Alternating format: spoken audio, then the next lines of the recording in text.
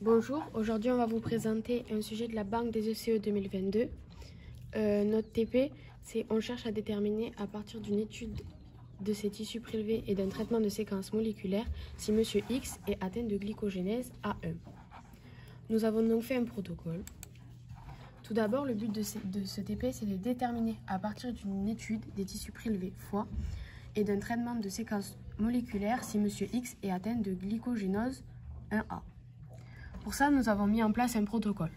Placer du foie coupé dans un récipient d'eau et bien le rincer jusqu'à qu'il ne libère plus de glucose, en testant avec une bandelette. Le laisser dans un bécher plein d'eau pendant 15 minutes. Tester la présence de glucose. Ensuite, nous avions à faire une comparaison des séquences de nucléotides des allèles du gène glucose-phosphate de Monsieur X et les comparer avec celles d'un individu sain et d'un individu malade.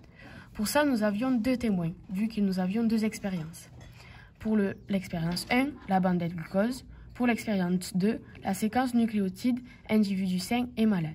Les paramètres testés dans les différentes expériences sont pour la 1, la teneur en glucose libérée par le foie, puis dans la 2, les séquences de nucléotides du gène de la glucose oxydase. Nous avons des résultats à attendre. Si l'eau du foie lavé contient du glucose au bout de 15 minutes, alors cela veut dire que le foie libère le glucose avec le glucose phosphate. Si l'eau du foie lavé ne contient pas de glucose au bout de 15 minutes, alors cela veut dire que le foie ne libère pas le glucose et donc pas de glucose phosphate. Ensuite, si la séquence de nucléotides de Monsieur X est identique à l'individu sain, alors cela veut dire que le glucose phosphate est normal et que Monsieur X est malade à cause d'une autre enzyme.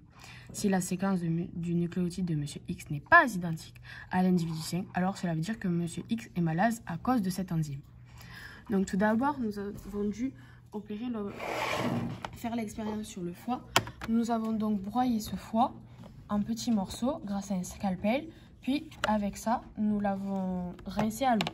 Nous l'avons testé avec une bandelette et nous avons pu voir qu'il possédait, grâce à une planche d'identification, un pH assez fort, entre fort et moyen. Ensuite, nous l'avons mis dans l'eau, nous avons attendu 15 minutes et nous avons refait un test qui nous montre qu'il y a aussi du glucose au bout de 15 minutes. Cela nous prouve donc que le foie libère du glucose et qu'il stocke donc le glucose. Ensuite, nous avons utilisé Anagen ici et nous avons pris dans les fichiers la banque de séquences, pris des gènes dans le glucose phosphate et nous les avons identifiés. Ils sont donc ici. Donc pour le premier gène, nous avons l'individu sain. Ensuite, nous avons le Monsieur X et en troisième, l'individu malade. Nous pouvons voir que l'individu sain et l'individu Monsieur X se ressemblent beaucoup, alors qu'avec l'individu malade, ils sont différents. Ce qui veut dire que le Monsieur X n'est pas atteint de glycogénose et donc qu'il n'est pas malade à cause de cela.